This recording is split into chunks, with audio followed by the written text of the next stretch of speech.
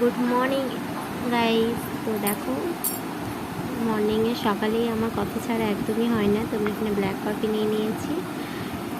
আর আজকে আমি টিফিন বানিয়েছি। দেখো, এখানে রুটি আর তড়কা বানিয়েছি, কারণ আমার হাজব্যান্ড মার্কেটে যাবে, তার জন্য আমি তাড়াতাড়ি খাবার বানিয়ে দিয়েছি। তো দেখো, এখানে আমার রুটি বানানো হয়ে গেছে, আর ওদিকে টিফিনটা প্যাক করেও দিয়েছি আমি। তারপর বাবা যেহেতু দেওঘর গেছিলো, তার জন্য প্যাড়া নিয়ে এসছে। আর দেওঘরের তো প্যাড়া ফেমাস, তাই না?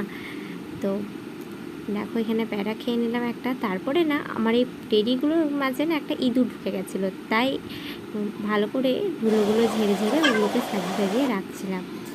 আর এখানে আমার মেয়ে দেখো খেলা করছে। তারপর সবগুলোকে ভালো করে প্যাকিং করে এখানে ওই ভাইটা তুলে দিচ্ছিল।